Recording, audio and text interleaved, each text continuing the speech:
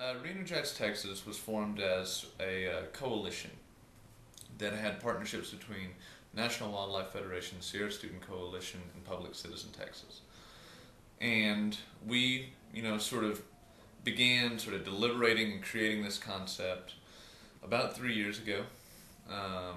And it sort of started off over a summer. We were just sort of thinking, how would you engage young people on issues of climate and energy in the state of Texas? What would that look like?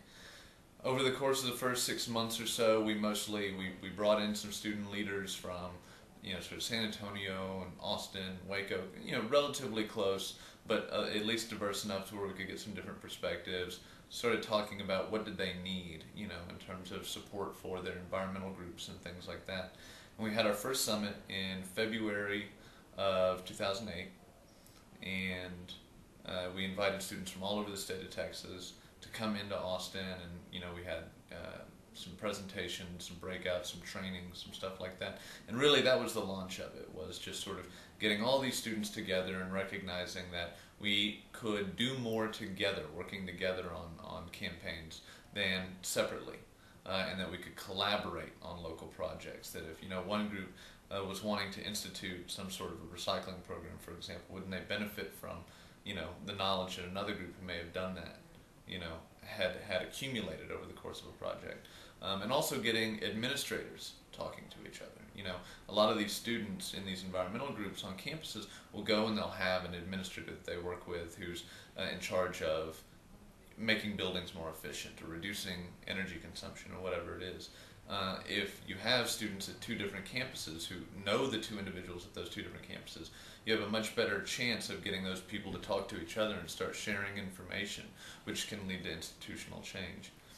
So after that, we started looking forward to sort of the elections and things like that were coming up. We participated in the Power Vote campaign, which was run by the Energy Action Coalition. It was a national campaign to encourage students to make climate change their #1 priority in selecting candidates.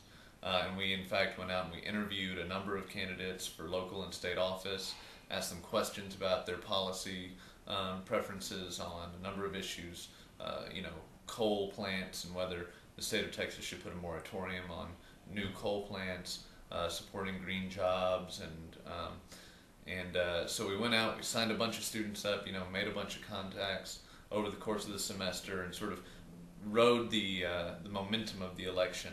And then after that, it became the legislative session in Texas down at the Capitol.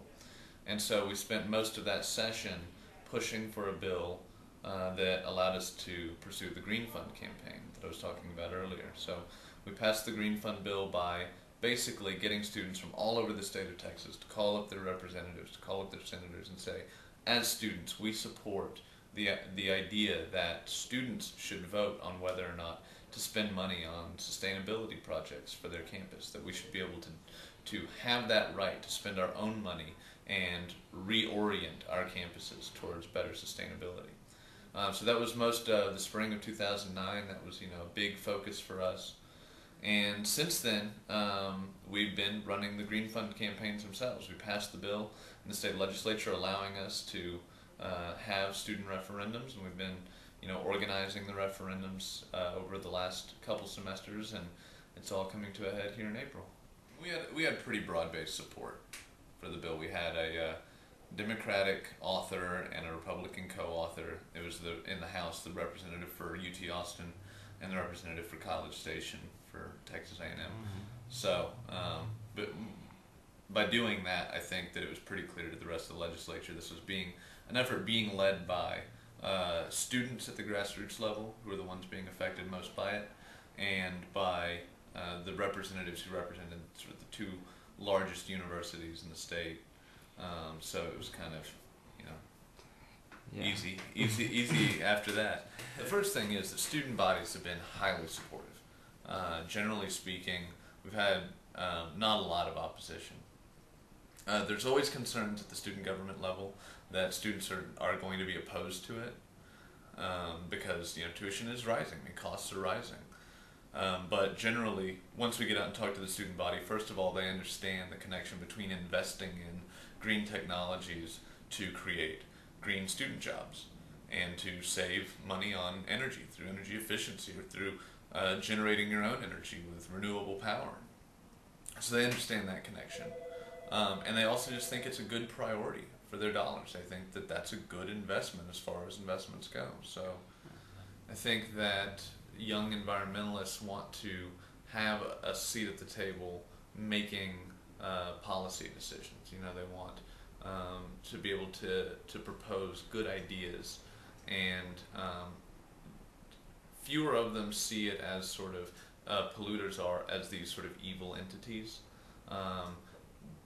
I think that young people don't have much faith in corporations, you know, have a natural distrust of corporations because of the way they treat people. But that doesn't mean that they think they're evil. I think they understand that there's a distinction there, that corporations just aren't people. They just make decisions based on the bottom line, and that decision calculus leads to the kinds of problems that we have. And so there's sort of less of an emotional charge to it, you know, interestingly. And I think that that doesn't mean that they're any less aggressive in terms of trying to create the changes that they want, that they demand any less. They just do it differently, I feel like. So as a result, I think there are fewer young people who are openly and aggressively antagonistic to the youth environmental movement. I think that we're starting to see that the idea of being an environmentalist is becoming very, very popular among young people, and being involved in any issue, you know, is sort of, it's a popular thing. There's a model the Sierra Student Coalition uses for how an organization grows. It's called Aka Aka. And what Aka Aka stands for is you have you can visualize as sort of a little O, and then an arrow to a little C, and then an arrow to a bigger O, and then to a bigger C, and then a bigger O and a bigger C. Well, O stands for organization, and C stands for campaign.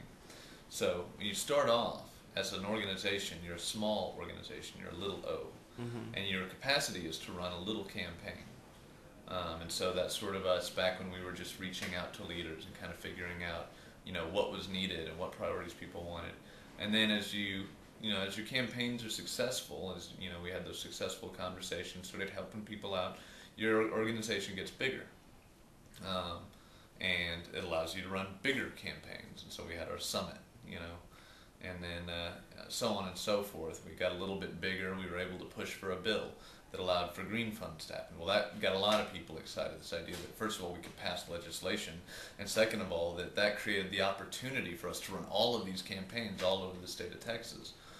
So now, you know, we've gotten to where we're pretty big, and we're running a pretty big campaign that, as I said before, is aimed at raising at least $10 million over the next 5 years, and we're hoping to add to that in the coming semesters. So, and hopefully we'll leverage the success of those campaigns into something even bigger. So young people take it for granted that there are problems, and I think are more honest about that, and as a result, more willing to say, let's start doing something about